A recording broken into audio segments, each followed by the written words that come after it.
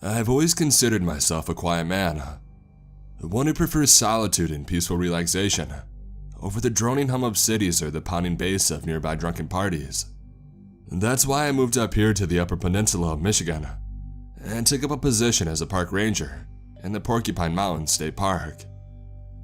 Sure, there's not much for a 34-year-old guy to do with his dog, but ever since my wife passed, the wilderness has treated me just fine. Shepard's been here with me since I moved here those 7 years ago. He's my best friend, and being a German Shepherd, he was pretty well suited for this type of climate and environment. As far as the job goes, most days are pretty routine. Usually nothing more than rowdy campers breaking minor rules, occasionally responding to fire calls and the less common manhunt for a lost hiker. Black bears are also pretty common in the area, so there were a few times I happened across an unfortunate camper who thought that you were supposed to play dead should you find yourself under attack. Unfortunately, those folks learn pretty quickly that particular strategy doesn't work with that breed of bear.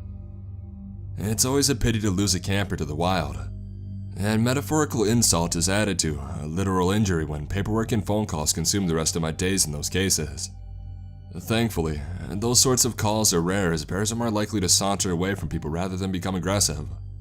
But apart from that, there's not much else to be said about my job. The state government issued me a nearby cabin in which I live, and it's where I spend the majority of my time, only leaving occasionally to stock up on groceries or firewood from off-site, and to head to the main office a couple of days a week. Things have been pretty quiet lately, and the weather was starting to get cold as the spring waned and the cool autumn breeze of Lake Superior blew in from the north. With tourism slowing down to the cold weather, I was able to spend a majority of my days reading and listening to the silence broken every so often, and by a breeze moving through the treetops, their leaves dancing finely to the tune of the rustling. Today had been a particularly quiet day, with only a handful of groups of nighttime campers in the entire park, and the day staff being able to manage most, if not all, of the wandering sightseers. I was able to lose myself in my books without too much worry about hearing my radio go off. The pulsating glow of the fire sitting in front of me was mostly obscured by my book, but would sometimes manage to flare up just enough to remind me to keep it going. Stoking it didn't serve to satiate its hunger, but only to rally its appetite for fuel, acting as though it were a living thing. It hissed angrily and doubled in size for a second before sheepishly shrinking back down. I tossed my book down and I let out an exasperated sigh as I made for the firewood. I stood over what firewood I had left, and I radioed down to HQ with my ranger number. 26 to base. This is base. What's up, David? I recognized Phil's voice coming through the handset. Hey, Phil. I've got to run down to the market real quick for some firewood. I'll probably get some groceries too. Gonna be about an hour, maybe 2. Sure thing. I whistled to Shepard too as I walked towards my truck. He immediately jumped up and he beat me to the door, his tail demonstrating his exuberance as it smacked up against the vehicle. And the drive wasn't too long at about 20 minutes, but trips off the park were few and far between, so Shepard would eagerly come along whenever a trip to the store was due. All that meant for him was more attention, and not to mention the handful of treats the workers would give him. After unloading my groceries and throwing a few pieces into the fire pit, I piled the rest of the firewood next to my cabin before drawing a tarp over the pile to keep the wood dry. As the evening drew near, and the sun slowly began its descent into the horizon, I armed myself with my radio and a book and loaded some kindling into the fire pit and lighting. I turned my chair to face the bluff overlooking a nearby valley. Copper Lake, named by the miners that used to inhabit this region, was positioned in the valley so perfectly that it took on a reddish-brown hue from the light of the setting sun. In the fall, the effect was only exacerbated by the red and orange of the forest, giving Copper Lake the illusion of being an actual lake of molten copper. The amber light washed over me and bathed my little home in shades of sepia, the inside of my eyelids a relaxing shade of orange. I was awoken by Shepard barking at me before shifting his attention and barking aggressively at my radio handset. There was a hissing coming through the radio with a voice buried underneath. I didn't immediately pick up on what was happening, but then I was able to make out a voice. Whoever it was sounded panicked and out of breath. Please, can somebody hear me? Mayday, SOS. They shouted between gasps for breath. Shit, it was already dark. Adrenaline took over and I picked up my handset. Yes, I can hear you. What's wrong? Where are you? Campers' radios will sometimes come through the radio if they're on the same frequency, but it's hardly ever anything of substance. Please, you've got to help me. There's something here. Where are you? I repeated. The possibilities ran through my head. Had he disturbed a bear? It was late enough in the year when they were beginning to hibernate for the winter, but that hadn't stopped people from waking them from their slumber before.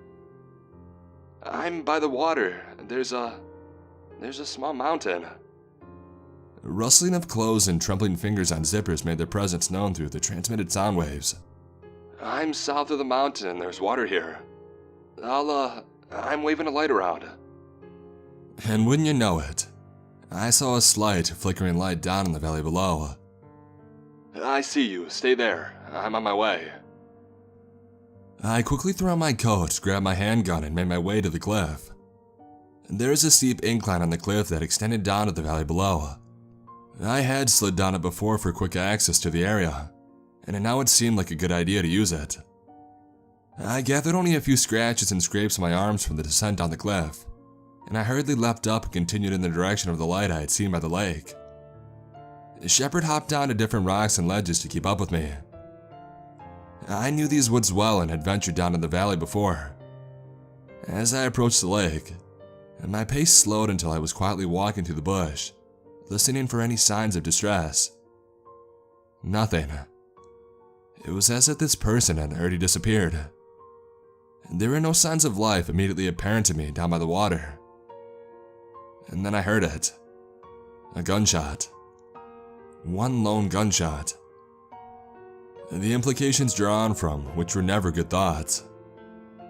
Tentatively, I made my way towards the sound, leading me directly to the cliff face on the opposite side of the ravine. Keeping my flashlight aimed low, I studied the surrounding woods as I made my way to the rocky precipice. Nothing still. And then another gunshot, although this one was much closer, as if fired directly next to my head. I spun around as I pulled out my handgun from its holster, only to find that it didn't come from right behind me. It came from what was behind me, in the rocks. A cave. Something felt strange somehow. I had never noticed this cave before. How many times have I lost a missing person because they might have ventured into this cave? I relaxed my grip and I pulled my flashlight from my belt, crossing my arms and steadying my right arm with my left that was now shining a light into the inky black. A hungry darkness consuming what light my flashlight could emit. The darkness was almost palpable, as if there was a shadow standing directly in front of me. Inching into the mouth, I called out, "Hello, are you in here?" No response. Of course, I mumbled to nobody in particular. The entrance to the cave was fairly sizable, about 8 feet tall and maybe 3 feet wide. As I moved forward, the soft ground turned to a hard rock, my boots making a soft click with each step. It was a therapeutic sound for me. Shepard started growling and whining at the portal in front of me.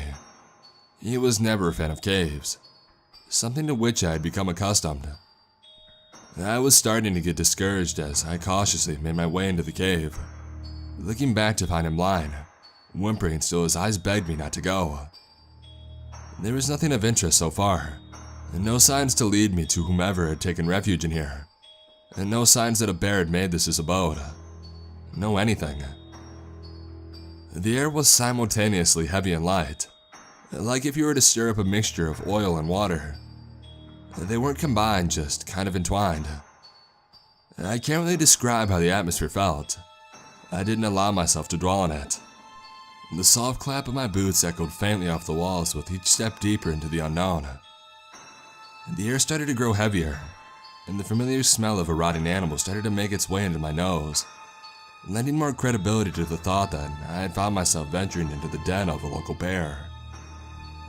Step by step, I moved through the tunnel until I entered a cavern. The natural rocky dome dripping down onto the floor in various spots within the massive open area. The water reverberated their sing-song drips off the rocky walls and harmonized with each soft step as I encircled around the perimeter. There was something there.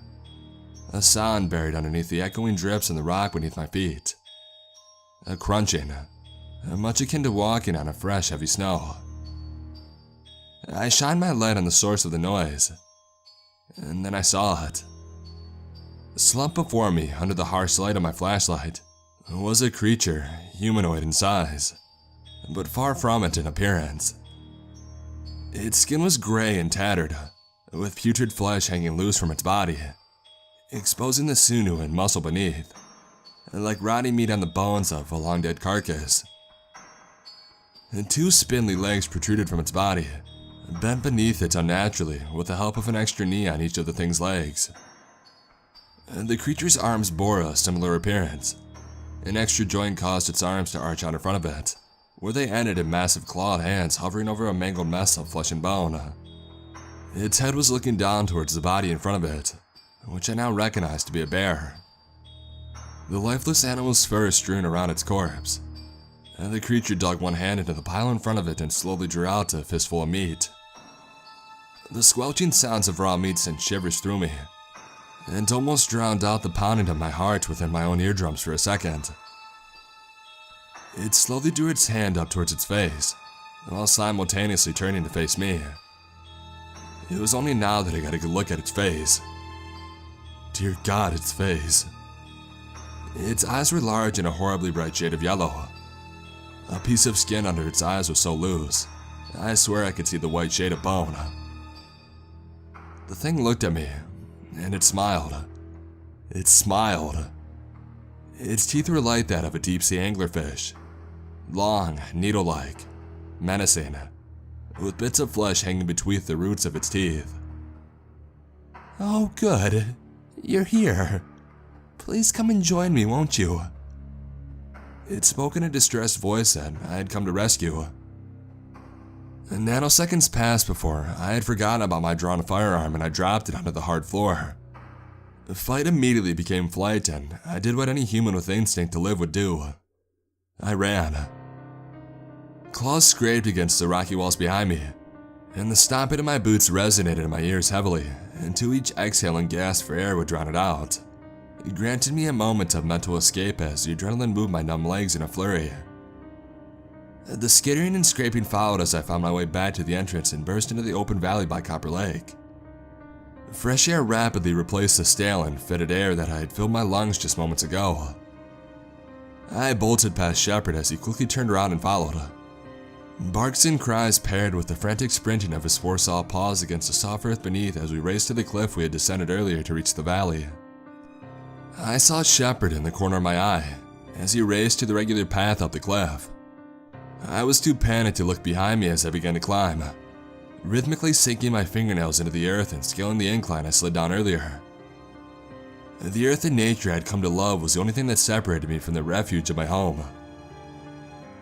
There was no sign of my dog when I reached the top, and he had beaten me up to it multiple times over the years.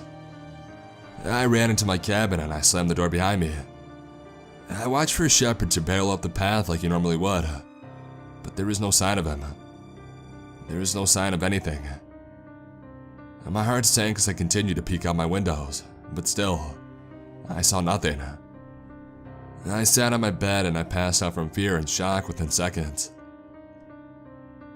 Every night since then, I can hear a pair of long sharp claws scratching against my house, in one long methodical circle of the perimeter. The scratching stops and I peek out of my window, only to see a pair of yellow eyes watching me from the nearby trees. Those motionless yellow eyes match mine, and I see the moonlight reflect off of its awful toothy grin. It's been a week now and nobody has come to check on me, and my radio yields nothing but a soft static, and there is still no sign of Shepard. I'm running low on supplies and there's nothing else I can do now. I'm going to make a break for my truck to try to get out of here. I just need to beat the thing to my truck. I have no other choice.